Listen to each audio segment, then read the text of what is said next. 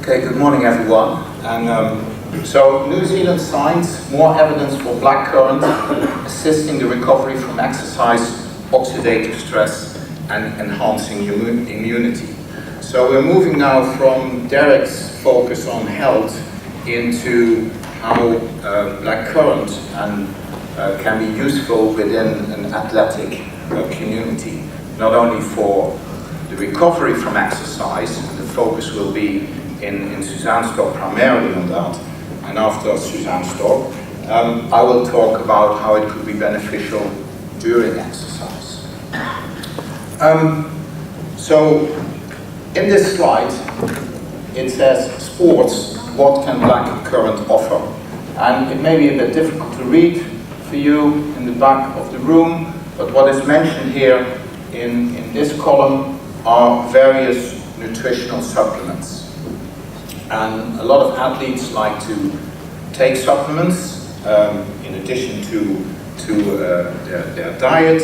And traditionally, those supplements like carbohydrates or protein or creatine, they have been used primarily for protein synthesis, for hydration purposes, and also for energy supply.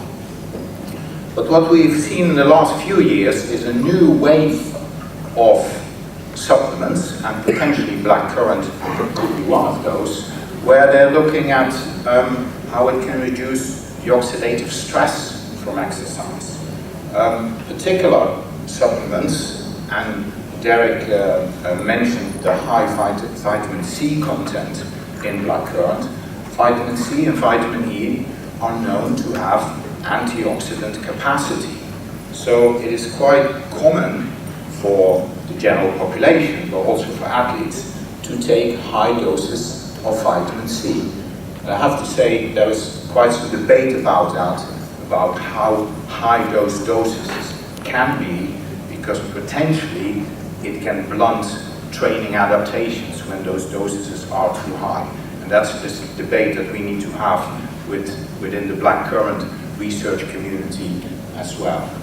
But there's mention here of fruit and vegetable extracts, which are rich in polyphenol and flavonoids, that may be recommended, and most research is focused on oxidative stress. Now, Suzanne did not have a slide with what oxidative stress is, so let me try to explain that to you in simple terms.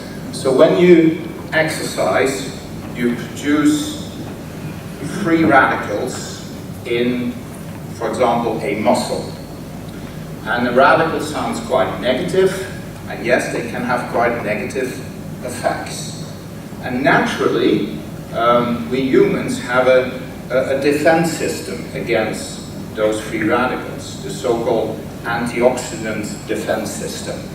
You know, when you drink your glass of red wine, that is as recommended as part of the you know, that diet, that's really good for you. So when you take that glass of wine, then, you know, it's beneficial as an exogenous antioxidant defense. So we have a system internally available, but we can also supplement that with intake of particular food and drinks.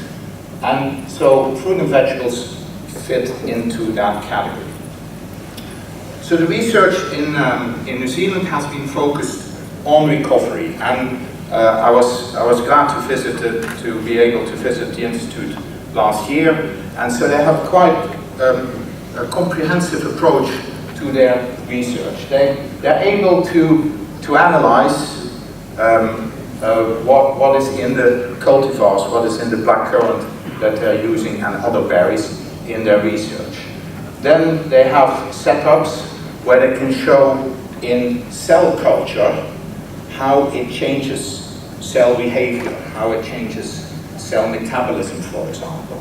Now, that is a so-called in vitro approach, and they use that to justify that if it works in cells, in isolated cells, then maybe it may work in animals and humans as well. So they have those models as well, animal models, but really what matters, and Derek said it as well, you know, it's all nice to do studies in animals, but does it work in humans? That's what really matters. So the various human models, I should say, that they have been using here are in this slide. Here on the left, rowing for 30 minutes at a particular high intensity. This is 80% of a maximal intensity, is an exercise model that creates oxidative stress. So if black currant intake is beneficial to reduce oxidative stress, then that's the model you could use to see whether that works. They also use muscle damage models, exercise models. These are, it's the kind of exercise that if you don't do that regularly, it's the kind of exercise that makes you sore. It gives you the muscle soreness that some of you are familiar with. And especially during the recovery from that, when you can enhance the recovery process, and part of the muscle soreness, muscle damage story may be due to the oxidative stress that people were experiencing, then again it could be beneficial to look at the effects of the supplements.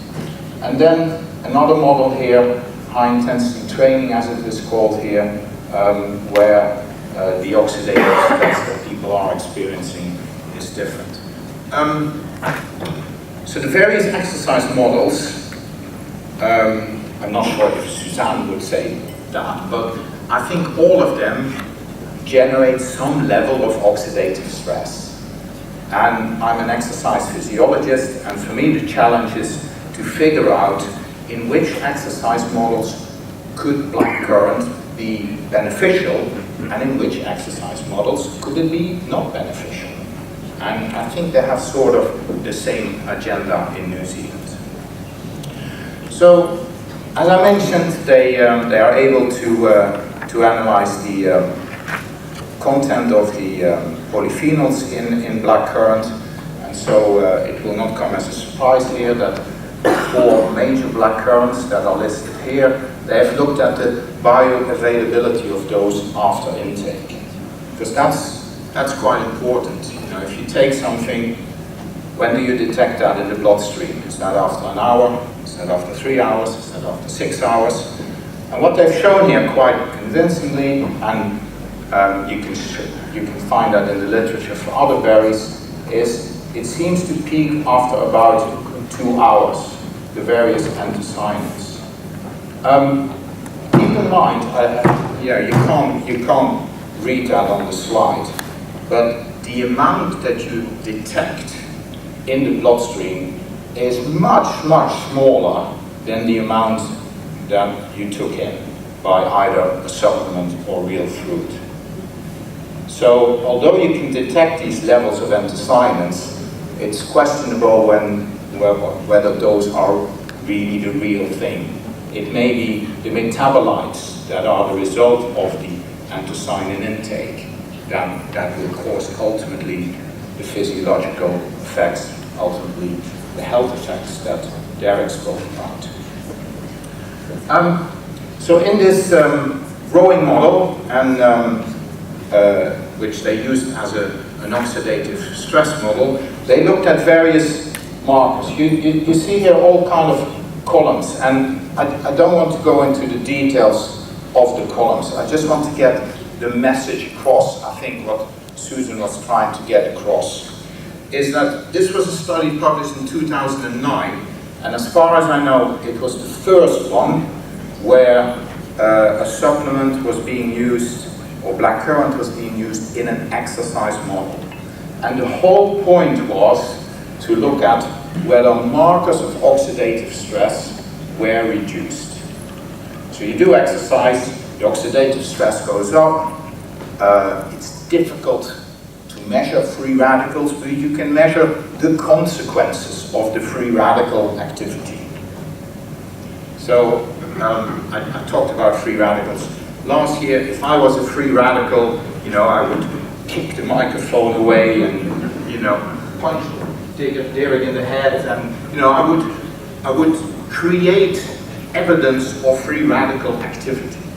And that's basically what is being seen here. It is the marker of oxidative stress.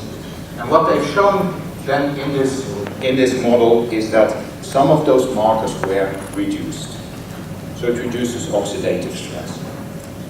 Also in this one, although it was not specifically a muscle damage model, there is reduced creatine kinase activity.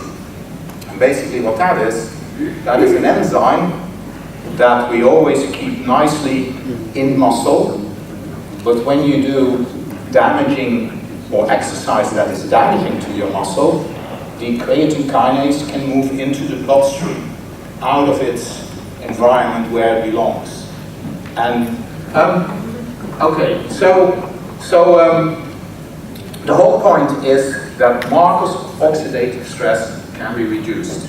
I was very pleased to see that they're doing dosing studies as well in New Zealand. I wasn't aware of that, so it's nice to get that information. Very likely, this presentation was needed to be received permission to be delivered, and I don't think this data is published, so they have low, medium, and high doses. The point is, there is a dose effect. So again, it's important with related to the question, how much do you need to take in order to get the effects? And I don't think we know that yet. So muscle damage was reduced, here again by creatine kinase and myoglobin, again, enzymes that are normally present in the bloodstream, and they can move out of the bloodstream, and when you reduce that, that means the recovery from exercise is potentially enhanced, because we're looking here at what's happening in the days after exercise. This one, I was also pleased to see that they're doing duration studies, which we are intending to do in the next year, where they gave blackcurrant over 6 weeks. And again, this is, as far as I know, the first study that would do that within an exercise environment. Really important information for athletes. Is 1 week enough? Is 4 weeks enough? Is 6 weeks enough? How long do you need to take the stuff? And they did before and after these periods particular measurements for oxidative stress again, and the whole point is again that it was able to reduce oxidative stress with more beneficial effects after 6 weeks. So it seems that something is building up in the system that takes time. And that's important to understand how long that takes and what really is changing in the system. And I think these studies will be very instrumental in showing the importance of the duration of the intake. There was also reduced inflammation, which was beneficial. So, summary, that's quite good. How long do I have? 1 minute probably, isn't it? Okay, it's good. Sort of. So, summary, why is this important? I think the data from New Zealand shows that it's beneficial for the recovery of exercise. Their focus has been on recovery. It reduces oxidative stress, it reduces inflammation, and that's what is potentially good for athletes. When you talk to athletes, and the Health Currency, the owners of that company are here in the room, they also have on their website all these quotes from their athletes ambassadors saying about how good it is for you. And I'm quite skeptic about all of that because it's just quotes. But these quotes are still very important. They confirm probably what we as scientists can confirm in a laboratory setting. It reduces oxidative stress, reduces inflammation, it makes them feel good after the exercise. And that's what you can see here in the quotes. It doesn't happen that often that I can thank myself after the presentation. It's the first time, I think, so I'll take that opportunity. Thanks to Mark Willems. from the University of Chichester, but also, thanks to all the others. Last year, in August, there was a meeting in North Carolina where I was able to attend. Lucy is working together with Plans for Human Health Institute in North Carolina and watch this space. I think those institutes in New Zealand and North Carolina are going to do great things for black current. Thank you for your attention.